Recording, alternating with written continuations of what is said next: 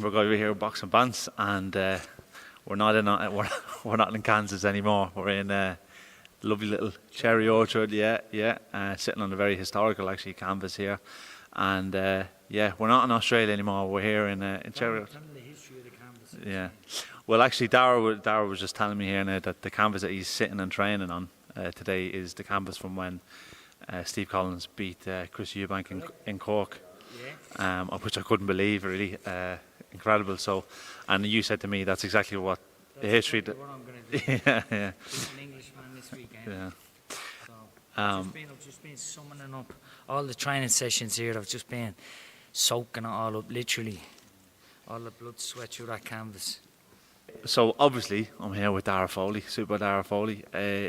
Darragh, look, you're going to be fighting Robbie Davies Jr. on the Zone matchroom card here. 3 weeks ago, pretty much you took the fight, and here we are. You're back in Ireland, basically on a mission to basically create history for yourself. As far as I know, Cam Smith was the headline, and he's had to pull out. So you have kind of become like the big attraction out of this show. How did the fight come about? Like, My manager rang me. He said he's after getting a call from Matchroom. Do I want to fight Robbie Davies Jr. in 3 weeks' time? And I said, yeah. And there we go. That's it. I'm never one to put down the phone or I'll ring you back. I said, yeah, that's what fighters do. We fight. You've built a lot of great momentum here over the last year, because obviously No Limits cards, which have been phenomenal. Like, and you had that bit of a stint after Ty Telford. But you've kicked on really over the last 2022. You must feel like the timing really is perfect for you now. You're on a 4-fight win streak. He's on a 3-fight win streak. It really does seem like make or break for him being a matchroom fighter. You coming in as the opponent, like. Yeah, 100%. I'm in a good vein of form. Like you said, I think this is the longest unbeaten streak in my career. Albeit I was off for a couple of years, but listen, we don't need to go into detail, But got my shoulder surgery, changed trainer with Mr. Benjamin over there, and I think the results speak for themselves. I'm using my head a lot more rather than just my heart. My heart's never been in question. I used that half my career, but it's a thinking man's game, and if you want longevity, like I do, hey, don't get me wrong, I'm not fucking Floyd Mayweather now, but I'm thinking my way through fights a little bit more, because I love this. I don't ever want to stop doing it. And you just can't keep warming up every fight. Sooner or later, when you try to go to that well again, it's running dry, So, mixing it up, man. It seems like over the last year, you've changed. Now you've obviously told me a couple of things you've already changed, but it seems that you got like this new lease of life. It seems that, as far as I know, you've got a new manager. If I'm right in saying that. Yeah. Obviously you've got Ben who's your new trainer, and it seems that with the No Limits cards obviously taking place, it's like really built up a lot of momentum for a lot of lads on the island. Yeah. And as well as that, you seem to really be taking, not that you didn't take the sport seriously before, like, but it seems like even more so now, like you're really giving it the best go you can, like. Yeah, most definitely. More than anything, I have a little baby, and that's my main driving factor. I just want to make her proud. I want to provide a better life for her. And this is my job, this is my career. So how do I do that? By doing as good as I can. It's all clicking together, Everything in life is about timing. And I feel that my stars have aligned for this opportunity. Now I just got to go in and do it, Mm-hmm. Like I was saying, I love this. I'm 34 years old, 34 and a half. Like usually people are getting to the end of their career. I didn't have a big amateur career. I had 11 fights. I won 10. Sorry, I lost 10. I won 1. I've always been a dog, though, that dogged determination. I'm going to do this. So I didn't have all them miles on the clock. I've had 2 fights in the past 3 years from the age of 31. Injuries and stuff like that. So I'm still fresh, man. And I want to keep going. I don't ever want to do this. I don't want this to be my last fight. I don't want this to be my last training session. So the only way I can do that is by cleaning up my act outside the ring and doing the best I can and training smart, training clever, not just killing myself day in, day out, and staying in shape, most importantly. Not after a fight going out in the piss for 4 weeks. 3 weeks is enough now.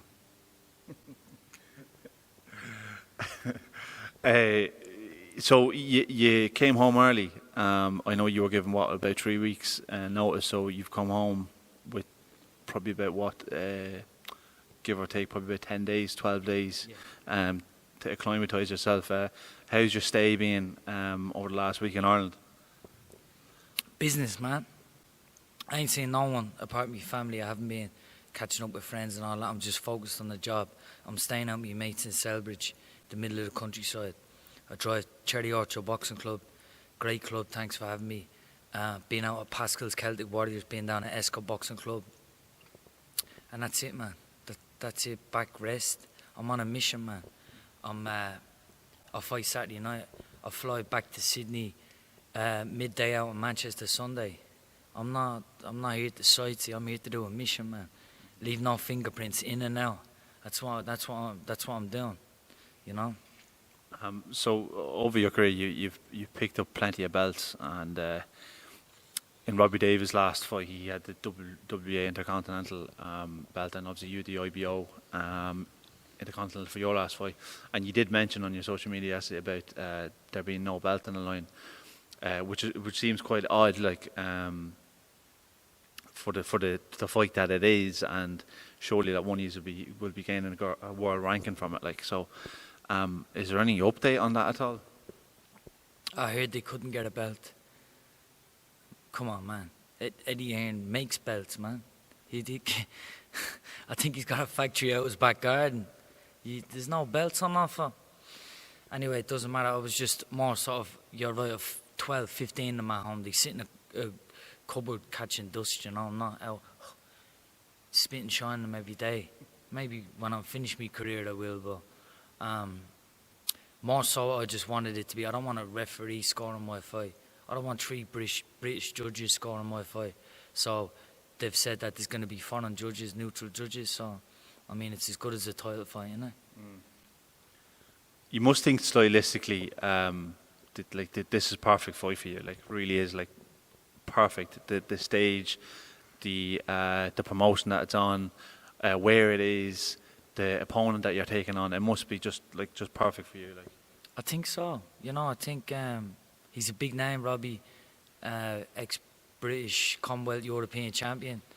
You know, we've kind of similar records. He's probably fought a bit better opposition, but I see him sliding in his last couple of performances. You know, I think he's slipping a bit, and if you are, we'll find out on Saturday. You don't want to be in against a dog like me, because I'm going to be all over you, you know. I've done a Zoom with him yesterday, and they asked him how does he see the fight unfolding. He said he's going to break me down and stop me. And I had to chuckle, because that's never happening. I'm unbreakable. And I hope he does try. Come at me. Come at me. People, no one's ever came and took it off me. The fights I've lost, they've ran away from me and boxed me. And you can't just come into my wheelhouse and take it off me. You can try. Another positive thing was obviously Dennis Hogan, another person that lives in Australia boxing over there, just recently signed a contract with Matchroom, and one part of the deal was that he was going to be fighting on Katie's undercard. You must be thinking this fight is perfect for you. You come out as the winner. Surely there's going to be some sort of an agreement in place with you and Matchroom, and hopefully one of them will be fighting on one of Katie's homecomings. Do you want to become my manager?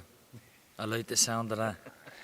Nah, you'd imagine so. We'll go in, do the business against Robbie Davies in his hometown on 3 weeks' notice. Come on, do something for me. Any chance I can fight in my hometown on the biggest card in Irish boxing history. Yeah, and that's one thing you've said over the last few fights. When you've won, you said, look, it's time for people to invest time into me now. People are building people that you are beating, and you feel like, look, I'm the guy you should be putting money and time into, regardless of what age you are. Like, you must really feel like I'm sitting with you here, well, I'm standing here now interviewing you, but it seems like over your career, you being interviewed, press conferences, it seems like you're very much made for it. Like, it just comes very naturally to you. So surely you must feel like it's time for someone to kind of put a bit more time into it, maybe. in promotional wise? I guess, man. I can't listen, I'm a fighter. I get in the ring, I fight me heart out. Hopefully I win. More times than not, I win. That's what I do, you know. All the promotional, managerial stuff, that's on them. I just get in and fight, man. That's what I'm going to do Saturday night, fight me heart out. If he beats me, fair play to him, because he would have went through fucking hell to earn it. But I don't think he will, and I'm convinced he won't, in fact. But we'll see, you know. Yeah. So you're flying in tomorrow morning then? Tomorrow morning. Yeah, tomorrow morning. Then so obviously weigh in then on Friday and then fireworks. You'll get me fresh before all these English reporters jump all over me. Had to give the man Boxing Bants the exclusive, you know. That's because I got in the car and I made the way down, you know. You did, fair play to you. You drove down. You know, there's a good old saying, don't wait for your ship to come into port, swim out and reach it. And you did, son, so good on you. Yeah. Well, look, like especially over the last year, I think, because of the role that you've done with the role that you've gone on, you've become somewhat of like a cult hero, like, you know, especially in Ireland, like people really enjoyed supporting you from abroad. I've been at work 10 o'clock in the morning watching you, so it's been a great like little journey over the last year for you, and look, everyone is really rooting for you and really wants you to win, like, so look, we all think you can do the business anyway, so I really I didn't want to pass up the opportunity to meet you when you were here, because obviously it's a very rare occasion that you are here, so it's like Darragh's at home, so yeah. I better make sure I get down and put a bit of time into him, so yeah. Thank you. I appreciate that, you know. Even though it's not home, Liverpool, it's close enough. You can watch me live at a good hour instead of getting up early in the morning, tune into your dodgy box, the zone. Yeah, man. And look, I want to fight at home. That's one of my goals. How do I achieve that? I achieve that by going in and doing a number on Robbie Davies Jr. this Saturday. Then it's going to open up another one of my goals. If I don't, I probably won't have a fight back here. So, you know, these are little things, little drivers, being trained on the same canvas as Steve Collins, Chris Eubank. There's so many little things that just drive me, man. I have so much passion inside me, and I'm glad that I came back to Ireland to finish off training camp for a couple of days and seeing what it means to everyone, family and just everyone, you know. So that's just, you know, boosting me more, man. I'm ready to go. I'm ready to go. They say, oh, it's intimidating, 10,000 scouts. Man, if you were to send anyone into 10,000 scouts and not be intimidated, it's me. So perfect. Have 20,000, man. People don't realise you were born in Kent as well, weren't you? Yeah, I'm a mongrel, man. I'm everything. I'm English, I'm Irish, I'm Australian. I'm everything, man. So you won't be completely dug out of water, you know what I mean? You'll be ready, like. Well, Liverpool's half Irish, isn't it? Yeah. So we'll be all right, man. Well, look, Darragh, I really appreciate your time, and yeah, it's great seeing you and meeting you. And hopefully the wait won't be as long next time. Hopefully it'll be May 20th or something like that. I'll see you again. God willing. Thank you very much, mate. Thanks. Thank you.